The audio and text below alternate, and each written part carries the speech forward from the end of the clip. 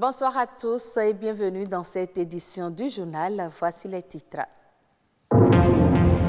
Plusieurs défis s'imposent à la filière Anacad au Bénin pour que la noix de cajou soit une filière à forte valeur ajoutée. Les acteurs plaident pour sa professionnalisation.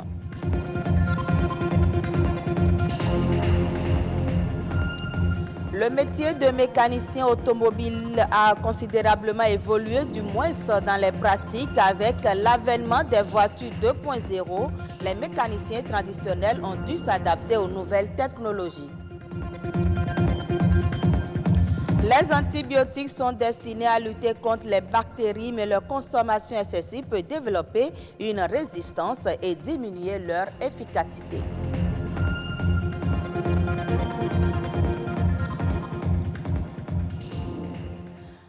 Depuis décembre 2016, le programme d'action du gouvernement fait du secteur agricole l'un des principaux leviers de développement économique. Un accent particulier est mis sur l'essor de 5 filières prioritaires, dont la filière Anacad. Aujourd'hui, les acteurs de ce secteur plaident pour une professionnalisation des chaînes. Ils l'ont fait savoir dans ce reportage de Patrick Adiagbodjo. Cajou, un fruit de l'anacadier, produit, transformé et commercialisé au Bénin. L'Anacad, une grosse filière à haute valeur ajoutée en raison de sa forte capacité à contribuer à la création d'emplois et de revenus, de sa contribution à la sécurité alimentaire et nutritionnelle et de sa grande opportunité pour l'exportation. Pourtant, plusieurs maillons de la filière battent de l'aile. Dans le système de commercialisation, il y a beaucoup de mal-donne. Il y a beaucoup d'intrus qui rentrent. J'appelle intrus ceux-là qui ne sont pas régulièrement enregistrés, mais quand la campagne s'ouvre, qui vont sur les marchés vers les producteurs, qui vont s'approvisionner sans même savoir où est-ce qu'ils vont vendre. Il faudrait qu'il y ait beaucoup plus de professionnalisation dans nos rangs. Seuls nous ne pourrons rien faire, c'est au gouvernement de nous accompagner pour réglementer un peu la filière. Réglementer la filière Anacad, le vœu le plus cher des producteurs, acheteurs, transformateurs et exportateurs. Tous plaident pour une professionnalisation de leur secteur d'activité. C'est de pouvoir nous aider pour que surtout les fonctions critiques que le gouvernement a prévues, pour qu'on ait les fonds propres qui pourront nous aider à d'abord améliorer la qualité de nos produits à la base, d'en avoir en quantité et d'être sûr aussi de la vente. Il faut que le gouvernement prenne un arrêté pour réglementer cette vente-là, pour que le producteur puisse avoir la paix et mieux vendre ses produits. Nous espérons réellement que, sous peu, le gouvernement aussi va se pencher sur le secteur de la transformation. On a bon espoir. Bon espoir pour les acteurs d'une filière dont la vision du gouvernement est d'atteindre les 300 000 tonnes de production nationale à l'horizon 2021. Devant les acteurs, les ministres concernés au premier chef ont reconnu que les défis sont grands, mais ils sont à la portée du gouvernement. La filière Anacad bénéficie d'ailleurs d'un engagement politique important, en ce sens qu'elle a été inscrite dans le programme d'action du gouvernement 2016-2021 parmi les 5 filières prioritaires. Le secteur de l'automobile connaît assez de mutations. On retrouve désormais toute une gamme de véhicules électroniques en circulation. Avec cette révolution technologique, le métier de mécanicien automobile évolue. Aujourd'hui, seules les connaissances mécaniques ne suffisent plus pour réparer les voitures dites 2.0. Que devient alors le mécanicien automobile à l'ère des voitures électroniques? Reportage René Arrossi, Stanislas Linkman. Ici, une voiture électronique en dépannage. Mais avant toute intervention mécanique, cet électronicien fait son examen électronique.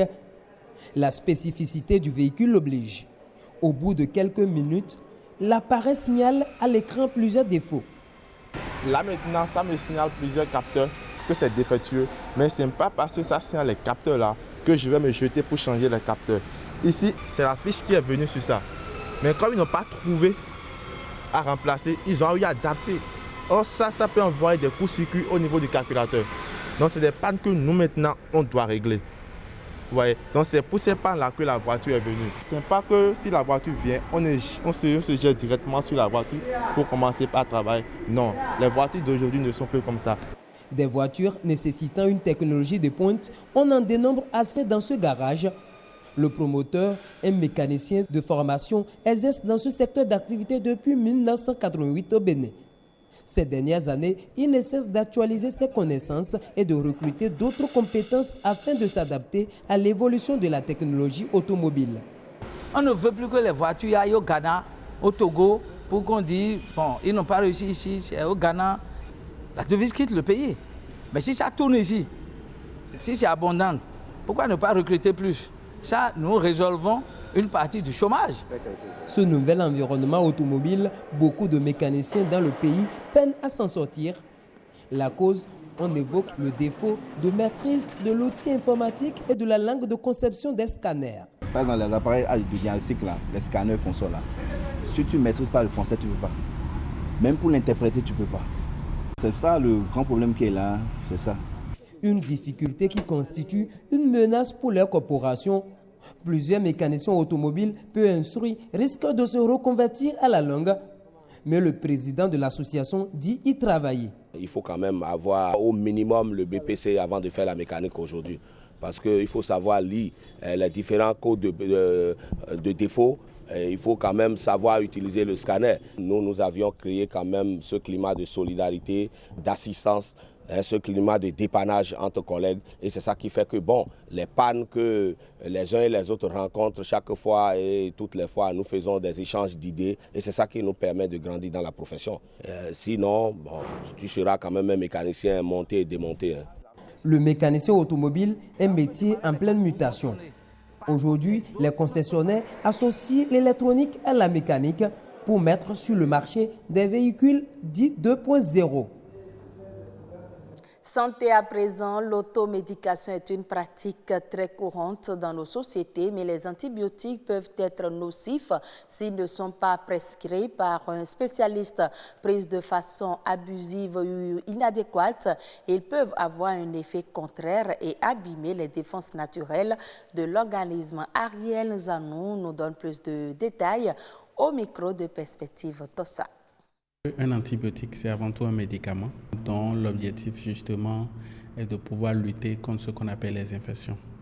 Et les infections généralement sont liées au fait que les microbes qui sont dans notre environnement à des moments donnés arrivent à pénétrer notre organisme et malheureusement notre système de défense naturelle n'arrive pas à lutter efficacement contre ces microbes-là. Donc, à un moment donné, quand ces microbes-là prennent le dessus, on va parler d'infection. Et c'est à ce moment-là que les médicaments qu'on va pouvoir utiliser pour corriger ces infections, ces médicaments-là, c'est ça qu'on appelle justement les antibiotiques. Dans notre organisme, nous avons des microbes qui sont dangereux et nous avons des microbes qui ne sont pas dangereux. Alors, quand nous prenons justement les antibiotiques sans savoir sur quel type de microbes nous voulons agir, malheureusement, parfois, nous faisons ce qu'on appelle des dommages collatéraux. C'est-à-dire, en voulant tuer seulement les microbes dangereux, on arrive malheureusement à tuer également les microbes qui sont des microbes, disons, qui ne sont pas dangereux pour nous et qui même nous protègent parfois d'un certain nombre de maladies. À force de mettre une pression médicamenteuse sur un microbe, à un moment donné, le microbe commence par développer de la résistance. Parce qu'on va arriver à un moment où les médicaments ne pourront malheureusement plus être efficaces vis-à-vis de ces microbes-là. Donc c'est pour ça que c'est important, avant de prendre un antibiotique, de prendre l'avis d'un spécialiste de santé pour que le pharmacien ou bien le médecin puisse déterminer avec exactitude le type d'antibiotique qui correspond au type d'infection dont vous souffrez. Pour ceux qui le savent très bien, les médicaments n'ont pas que des effets bénéfiques. Il y a ce qu'on appelle des effets secondaires indésirables également qu'il faut prendre en compte. Donc, il faut toujours prendre l'avis des spécialistes. Et le spécialiste le plus proche aujourd'hui, qui ne vous prend même pas de l'argent pour vous donner son avis, c'est le pharmacien. Intéressons-nous maintenant aux autres faits marquant l'actualité nationale. La nation en bref et en images, c'est avec Omolade Sani.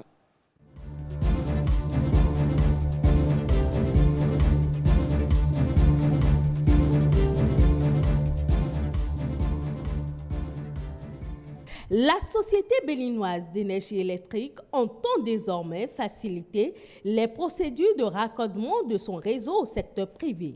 La réforme mise en œuvre à cet effet a été exposée au cours d'une séance d'échange initiée par le ministre de l'Économie et des Finances. Au nombre des réformes de facilitation figure la diminution du nombre de procédures pour le raccordement qui passe de 5 à 3, la dématérialisation de la demande de raccordement sur le portail web de la SPEE, la fixation du nombre de jours de raccordement à 30 jours, la mise en place de la gratuité de raccordement à l'électricité pour les PME et PMI ayant des besoins de consommation d'une puissance comprise entre 140 et 160 kVA. Le Bénin dispose désormais d'un centre ultramoderne des déchets médicaux. Le dispositif va servir à détruire de manière sécurisée et sans grande pollution les déchets issus du domaine médical. Il s'agit des seringues déjà utilisées, des compresses et autres types de déchets. Dans de nombreux pays africains, ces déchets se retrouvent dans les déchetteries classiques ménagères, mettant ainsi la population en danger. Avec ce nouveau système, les déchets et les infections présentes dans les déchets seront éliminés par incinération. 75% de taux d'exécution, c'est le constat fait par le ministre des Sports, Oswald Omeki, descendu sur le terrain pour constater l'évolution des travaux de construction du stade Omnisport d'Adjoou dans le département de l'Ouémé. Pour ce qui concerne l'encadrement des classes sportives, les encadreurs sont déjà payés. Au même moment, le tourisme est en plein boom dans le septentrion, constat fait par le ministre du Tourisme, de la Culture et des Arts. Jean-Michel Abimbola était en visite au parc national de la Pendiari dans le département de la Takora. Objectif, évaluer et apprécier les travaux de l'ONG African Parks Network, gestionnaire du parc depuis plus de 2 ans. L'autorité en a profité pour visiter le camp de formation des Rangers, la base sécuritaire et le dispositif anti-braconnage. Selon le constat du ministre, le parc national de la Pendiari a repris vie grâce au travail de passion et de conservation de l'ONG African Parks Network.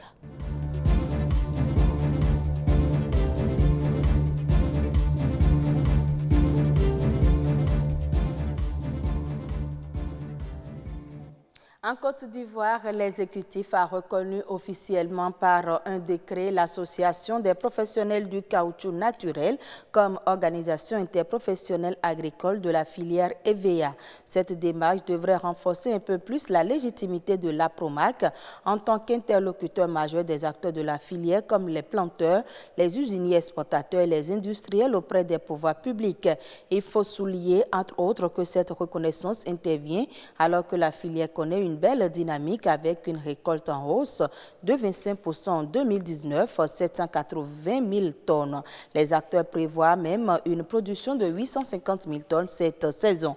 L'éviaculture, il faut le rappeler, est l'apanage de quelques 165 000 planteurs ivoiriens et s'étend sur 600 000 hectares. C'est la fin de cette édition. Très bonne suite de nos programmes.